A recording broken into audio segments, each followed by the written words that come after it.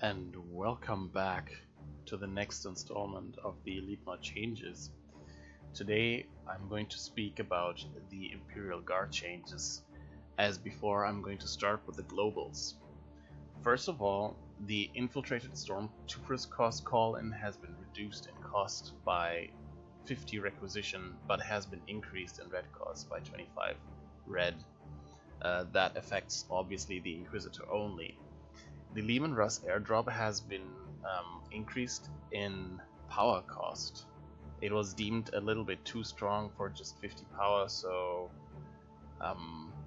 it has been increased by 25 power to match or to get to a more balanced state. Now let's talk about the Inquisitor. The Inquisitor was obviously the focus of one of the main focuses of the balance team, since the Inquisitor was deemed to be on the not slightly more but strongly OP side. First of all, her Holy Pyre ability duration has been decreased. It was 30 seconds before, it's now only 15 seconds, so that's a cut in half. The Assail ability is now also a channeled ability. She is immobile again for the duration. That is a reversal. It was like that before, back in the days. The Assail was a little bit too strong, since you could just easily immobilize units and continue doing other stuff with the Inquisitor. It was deemed a little bit too strong, so that has been reverted. The damage caused by the Assail, though, has been increased to kinda balance out the immobilization of the Inquisitor. Now the Inquisitorial mandate cost has been decreased. Not sure why that is. The Inquisitorial mandate was always very strong, grants her invulnerability, but maybe it's going in line with some other changes that we might see further down. Might be, well, it's a tier 2 armor, so at this point I could only speculate as to why it has been decreased.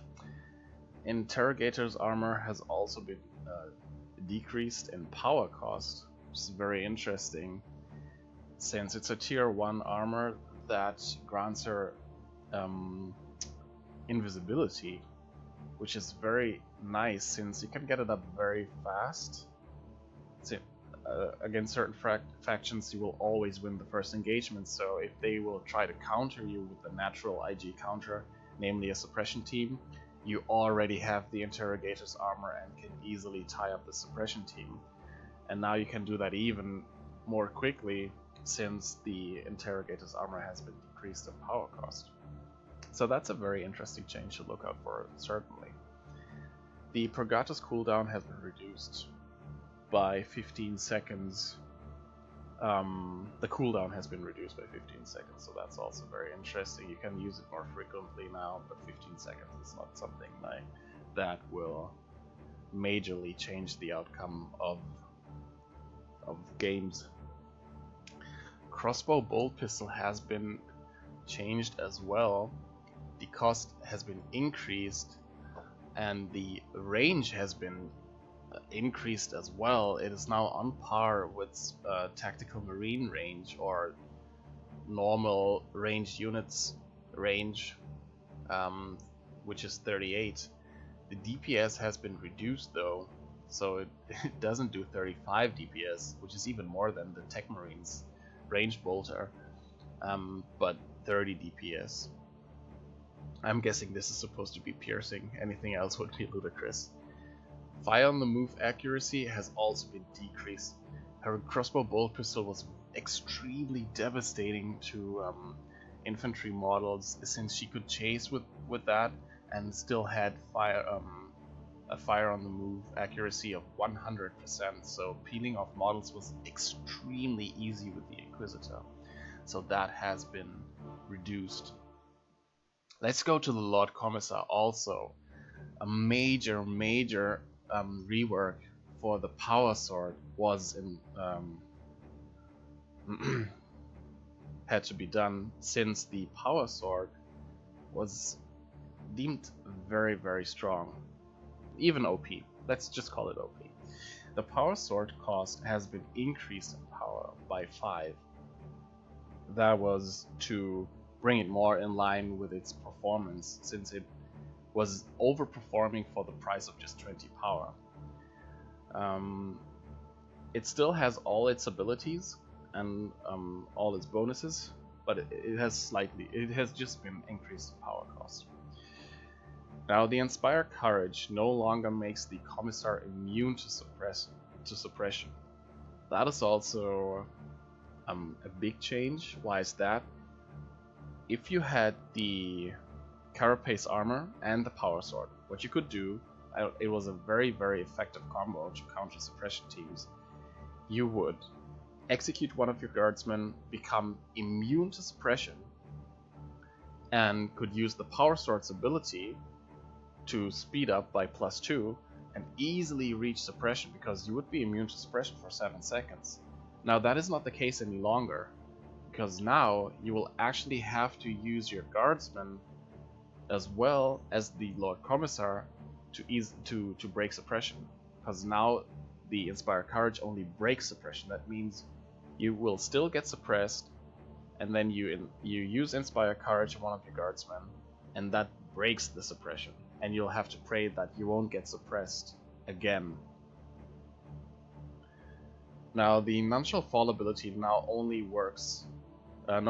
affects allied Imperial Guard units. In team games it was just way too strong, because you could make entire armies or entire teams immune to any sort of damage. It was just too good of a nuke deterrent, or anti-nuke ability, or anti-all damage ability to be left like that.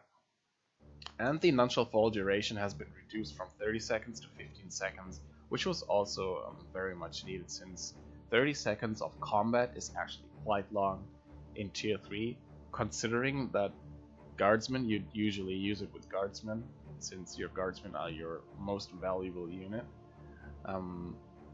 Do pack quite the punch. They are actually considered a range superiority unit. So 30 seconds of invulnerability, well, they're not invulnerable, they will still take damage, they just won't die.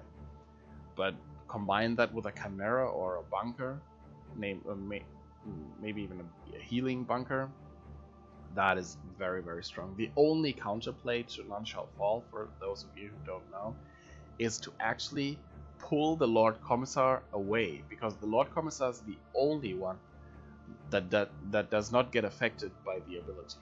So if you kill the Lord Commissar, the ability will obviously shut down, but to make up the Lord Commissar in a Guardsman blob is extremely difficult, if nigh impossible. Over to the Lord General. The Lord General gets only a few changes, since he is mainly okay. The Vox Operator now grants +1 energy per second, and the Melter Gun range has been increased from 20 to 24. Nothing more to add to that. Which it's nice changes. Slight buffs to the Lord General. The Guardsman member upkeep has been increased from 1.99 to 2.55, which is a major change, because considering Guardsmen can reinforce 3 at a time, so their reinforcements are extremely cheap. Having low upkeep at the same time is too much of a buff to the Imperial Guard economy, so that has to be brought in line. In future patch iterations, we might see further nerfs, because it's still under evaluation whether this change is enough or not. I do know that one of the best Imperial Guard players out there, namely Freeman, would still consider this not enough, and would even go further to nerf their economy further. Last turrets, finally. I personally like this change very much. I know a lot of people do as well, because it was considered extremely cheesy. Last turrets now require red to be built. Now it's not only 150 requisition and 5 power, but also 5 red. That means you cannot put them up in the first engagement. It was considered to be extremely cheesy and made for a very campy play. Now the Sentinels are already plenty strong and cannot bleed, so there was no need to actually have a last turret that can be built first engagement as well, because the last turret also packs quite the punch, so that has been reduced. It is not a very big nerf though, because 5 red you can gain that very very easily. I mean, guardsman models, they don't cost a lot, so losing 1 guardsman model in favor of building a last turret, that's not a big deal. It's just that was just a change of the timings for how fast last turrets could be built. Let's go over to the Catachan Devils. Catachan Devils actually got fixed as well. I've talked about that in the general changes video. Their shotgun blast has been fixed. It's, I think, now executed by the Die Last leader of the Catachan Devils. Catachan Devils cost has been increased, but why is that? Because the Catachan Devils now spawn with the Demo Man upgrade. That means it's including the HP bonus and the abilities that come with the Demo Man, which is just logical to also increase the cost of the Catachan Devils then. The shotgun damage has been increased from 20 to 22. After playing a few games now, there seems to be an issue with the shotgun blast, since it's doing way more damage than intended, so that will have to be looked in, and we already know that there's going to be a 2.6.1 hotfix dealing with all the issues that arose during the first battles in 2.6. The sergeant cost has also been reduced, which is very nice, I guess, and bringing it somewhat into line with other changes made to the Imperial Guard economy. So the sergeant now only costs 20 power and 60 requisition. Heavy weapon teams have also been changed, and they needed those changes. The squad model count has been reduced again, which makes them less susceptible to AoE, and I'm thinking their HP has not been changed to account for the squad model reduction, which means they also should have less health. And a major change to the heavy weapons team is that the refractor shield no longer grants suppression immunity. That means a viable counter to a heavy weapons team now is that you suppress it with your own suppression team, which is quite easy. You just park it at maximum range behind green cover, and there you go. You can easily suppress a heavy weapons team that is not in green cover. I'm not quite sure though if the refractor shield acts as or has the same courage damage modifiers as green cover on the map. That remains to be seen. I would have to check that. Maybe somebody can put it in the comments. Now the autocannon has also been changed, as has the chaos autocannon been changed, so that is also to put it more in line with the other autocannon changes. The HP damage has gone down from 60 to 51. Burst duration has been changed from 3 seconds to 2 seconds. I think it's similar to the chaos autocannon now. And the rate of fire and the reload frequency have always also been changed. Now the artillery spotter squad have actually gained a new ability, namely the flare shell. The flare shell now detects in a certain radius around the shell, shell place. Let's see what it grants. It grants a keen sight radius of 35. That's actually quite substantial. From the detonation point for 20 seconds. So keep that in mind when using artillery spotter squad or deciding whether you should get Catachan Devils or the artillery spotter squad now for detection. The cooldown is set to 40 seconds. That's not too long, and the flare ability cooldown is shared with the smoke shell, so always keep that in mind when using the flare shell, that you will not be able to use the smoke shell for the next 40 seconds as well, since they now share the cooldown. The upkeep has been increased. I'm thinking to match this very change, since they are now also a kind of capable detection unit. So their upkeep has gone up from 2.55 to 5.1. The Bane Wolf, the Bane Wolf. The Bane Wolf got a speed decrease, which was very needed in my opinion, since it was just too fast for all the things it could do, because it could easily protect itself with its ability that will also slow down units chasing it with AV weaponry. So the speed has been decreased from 8 to 7, and the Chem Bomb ability cooldown has been increased from 30 seconds to 40 seconds, so you couldn't easily spam it. And the Chem Bomb DPS has also been decreased from 10 to 5. I'm not sure whether that is still Melter. I'm thinking it's still Melter damage, so that's also a nice thing. Stormtroopers. We have heard about Stormtroopers, Stormtrooper call-in from the Inquisitor, but these are the general Stormtroopers that any IG hero can purchase, and the anti-armor kit now grants the 20% HP increase.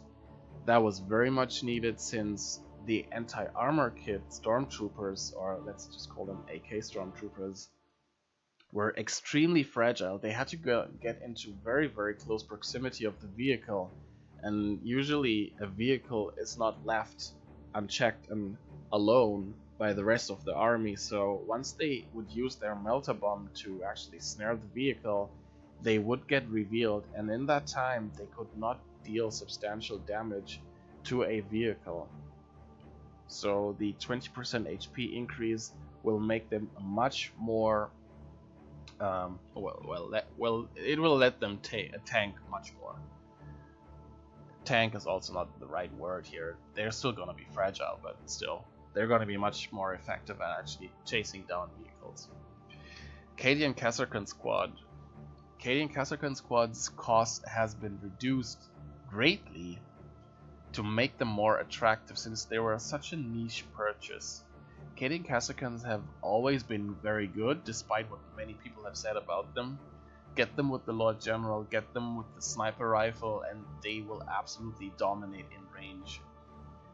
And this is gonna be multiplied by the fact that their plasma gun range has now been increased from 38 to 45. That is quite substantial. So if you are facing heavy infantry threats, or armies that are mainly composed of heavy infantry, Cadian Kasserkins are actually quite a good purchase now, because they will dominate in range, because most units or heavy infantry units that are ranged cannot match that range. And plasma guns, obviously, or for everybody who doesn't know, deals increased damage to heavy infantry armor. So that's a very nice change. And 30 power is nothing to sniff at. I mean, 30 power, surely IG can muster that in tier 3. Now the Leman Russ also got some very interesting changes. The cost has been increased from 500 125 to 575 135, but its HP has also been increased from 700 to 1200. Now this might seem like a very substantial buff to the vehicle, but keep in mind that the Leman Russ always had the 30% but it always had a 30% damage reduction from its armor out of the gate. So the damage reduction has simply been removed, and we did the math, and that was the change from 700 to 1200 HP. So there's nothing more or less. There's no more or less HP now for the Leman Russ. It's just that the hidden damage reduction mechanic has been removed. The Leman Russ's starting sight radius has also been increased. So for all the people who are already calling for, oh no, the Leman Russ is underpowered now, no. The Leman Russ's sight radius has been increased from 40 to 55, which is quite substantial. This is very substantial. The Executioner Cannon upgrade cost has also been reduced by 5 power and 30 requisition, and the Vanquisher cannon cost has also been reduced by 10 requisition and 5 power. So to fall in line with the other changes, the elite tank crew has obviously been removed, and because it was never really